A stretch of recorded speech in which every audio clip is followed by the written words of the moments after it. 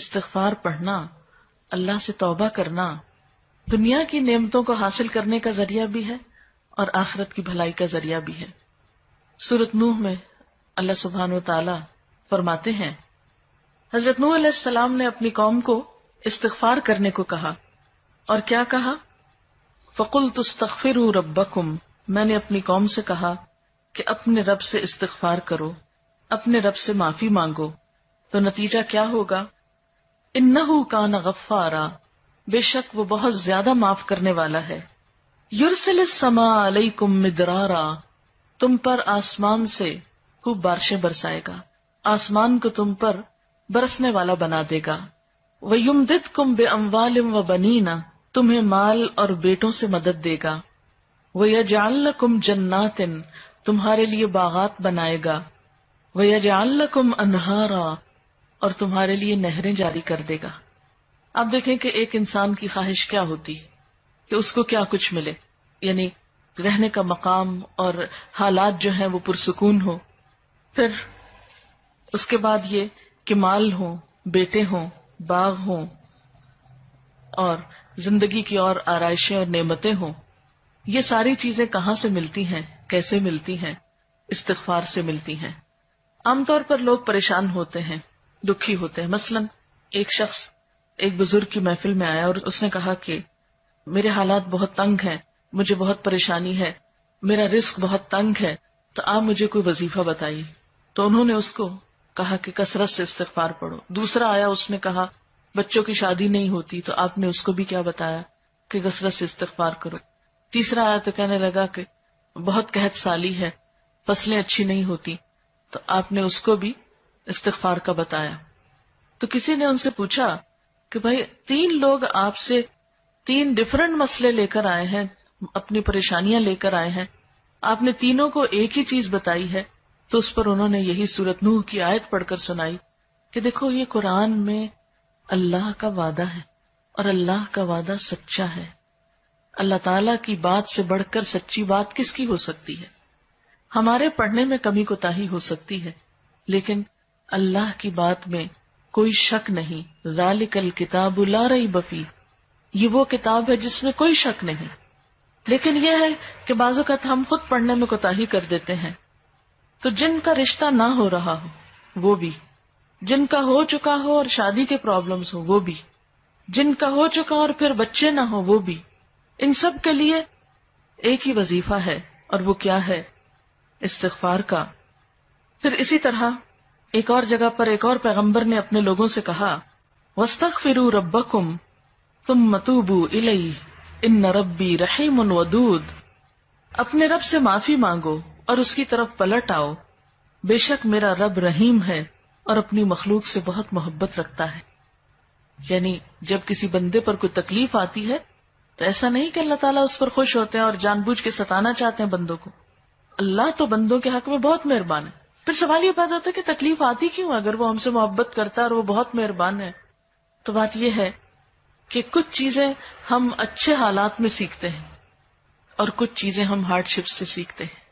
کچھ نعمتوں کی قدر ہم اچھے طریقے سے ویسے ہی کر لیتے ہیں، اور کچھ چیزوں کی قدر ہمیں اس وقت آتی ہے جب کوئی مشکل پیش آتی ہے۔ آپ دیکھیے کہ اس کی مثال یوں ہی ہے کہ جیسے کچھ کھانے آپ کچے ہی کھا لیتے ہیں، جیسے فروٹس وغیرہ ہیں، آپ کو پکانے کی ضرورت نہیں ہوتی، لیکن کچھ کھانے آپ کو پکا کر کھانے ہوتے ہیں۔ اسی طرح زندگی میں کچھ حالات ایسے ہوتے ہیں کہ جن میں آپ آرام سے سیکھ جاتے ہیں، یا کچھ باتیں آپ کو بغیر کسی مشکل کے سمجھ میں آ جاتی ہیں، لیکن کچھ باتیں آپ کو مشکل آنے پر سمجھ آتی ہیں۔ اور جس طرح انسان پختہ اور میچیور ہوتا ہے مشکلات میں، آپ نے دیکھا ہوگا کہ جو بچے ہارڈ شپس میں پلتے ہیں وہ بڑے ہو کر ان میں اسٹیمنا زیادہ ہوتا ہے، لیکن جو بچے بہت نعمتوں میں اور نازوں میں پلتے ہیں وہ اتنے بہادر اور اتنے ہمت والے نہیں ہوتے۔ اس لیے دھوپ اور چھاؤں، غم اور خوشی، دونوں اس کائنات کا حسن ہے۔ دن اور رات ایک بہت بڑی نشانی ہے ہمارے لیے۔ تو اس لیے جب تکلیف آتی ہے تو اس موقع پر انسان اللہ کی طرف زیادہ رجوع کرتا ہے، اللہ کو زیادہ یاد کرتا ہے، زیادہ ذکر کرتا ہے، اور اس طرح انسان کے گناہ دنیا میں ہی معاف ہونے لگتے ہیں۔ ایک اور جگہ پر آتا ہے وَأَنِسْتَغْفِرُوا رَبَّكُمْ ثُمَّ تُوبُوا إِلَيْهِ يُمَتِّعْكُمْ مَتَاعًا حَسَنًا، اور یہ کہ تم اپنے رب سے معافی چاہو اور اس کی طرف پلٹ آؤ تو وہ تم کو اچھا سامان زندگی دے گا. یعنی دنیا کی اچھی نعمتیں کس سے ملیں گی؟ استغفار سے. اور اس کے لیے دعائیں کیا ہیں؟ ربنا اغفر لنا، یہ قرآن پاک کی دعائیں ہیں استغفار کی. ربنا اغفر لنا ذنوبنا واسرافنا فی امرنا وثبت اقدامنا. ایک اور دعا ہے ربنا آمنا فاغفر لنا وارحمنا وانت خیر الراحمین. پھر اسی طرح ربنا ظلمنا انفسنا وان لم تغفر لنا وترحمنا لنکونن من الخاسرین انت ولینا فاغفر لنا وارحمنا وانت خیر الغافرین. پھر اسی طرح ربنا فاغفر لنا ذنوبنا وکفر عنا سیئاتنا وتوفنا مع الابرار.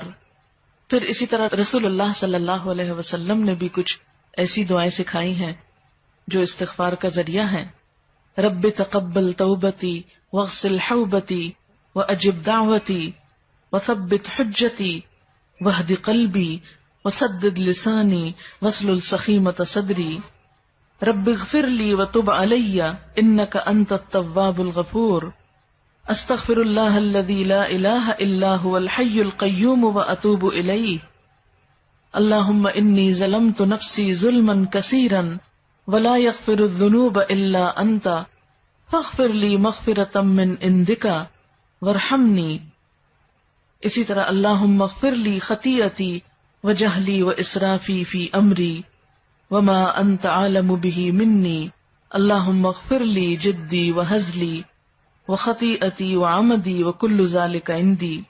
اسی طرح اللہم اغفر لی ذنبی کلہ دقہ وجلہ واولہ وآخرہ وعلانیتہ وسرہ. تو یہ استغفار کی دعائیں جو ہیں یہ انسان کے لیے بہت سی رحمتوں اور بخششوں کے اور عنایتوں اور برکتوں کے دروازے کھولتی ہیں. استغفر اللہ استغفر اللہ استغفر اللہ اللہم اغفر لی اللہم اغفر لی. کیونکہ ہر روز انسان کے اوپر مختلف طرح کی حالتیں آتی. انسان جس وقت بھی پریشان ہو، جس وقت بھی غمگین ہو، جس وقت بھی دکھی ہو، فوراً اگر اپنے رب کو پکارنے لگے تو انشاءاللہ وہ غم اور دکھ جو ہے اس سے انسان کو فوری طور پر ریلیف ہوگا. جیسے جسم کے اوپر پہنچنے والے زخم اور تکلیفیں ہوتی ہیں نا، تو ان کو اگنور نہیں کرنا چاہیے. مثلا اگر کہیں کٹ لگ گیا تو آپ اس کو ایسے نہیں چھوڑیں گے، اس پر کوئی دوا لگائیں گے یا کوئی پٹی لگائیں گے یا اس کو صاف کریں گے یا اس کو مرچوں سے، صابن سے، اس طرح کی چیزوں سے بچائیں گے تاکہ وہ بڑھے نہیں. اسی طرح جو روح پر کٹ لگ جاتے ہیں یا انسان گناہ کر کے اللہ کو جو ناراض کر لیتا ہے تو اس سے انسان اگر فوری طور پر نکلتا نہیں اور اس کا علاج نہیں کرتا تو بعض اوقات وہ گناہوں کے دھبے اور وہ دل کی سیاہی اتنی گہری ہوتی چلی جاتی ہے کہ انسان کو ایکیوٹ ڈپریشن میں لے جاتی ہے. اور بعض اوقات پھر اس کے لیے بڑی بڑی دوائیاں اور بڑی بڑی دوائیں اور دعائیں بھی کام نہیں کرتی. اس لیے انسان کو ہر روز کثرت کے ساتھ استغفار ویسے بھی کرنا چاہیے. اسی لیے ہم دیکھتے ہیں کہ اللہ کے رسول صلی اللہ علیہ وسلم جو معصوم تھے، گناہوں سے پاک تھے، جن کا کوئی گناہ بھی نہیں تھا، وہ دن میں 70 سے 100 بار استغفار کرتے تھے. اور آپ سے بڑھ کر مصروف بھی کوئی نہیں تھا. ہم تو یہ کہہ سکتے ہیں نا کہ ہم کیا کریں، ہمیں تو وقت ہی نہیں ملتا، نماز پڑھیں یا یہ بچوں کو سنبھالیں یا کون سا کام کریں کون سا نہیں کریں، کس وقت یہ تسبیحاں پڑھیں. ٹھیک ہے، ضروری نہیں کہ آپ کسی کونے میں بیٹھ کے لمبی تسبیح پڑھیں. آپ اٹھتے بیٹھتے چلتے پھرتے باتوں میں گفتگو میں کسی کی سنتے وقت دل میں آپ استغفار کثرت سے پڑھ سکتے ہیں. اور جب آپ سے پوچھا گیا کہ آپ کے تو گناہ نہیں پھر بھی آپ اتنی استغفار پڑھتے ہیں تو آپ نے فرمایا افلا اکون عبدا شکورا، کیا میں اللہ کا شکر گزار بندہ نہ بن جاؤں؟ تو شکر گزاری تو ویسے ہی اللہ تعالیٰ کو پسند ہے. سبحانک اللہم و بحمدک اشہد ان لا الہ الا انت استغفرک و اتوب الیک. السلام علیکم و رحمۃ اللہ وبرکاتہ.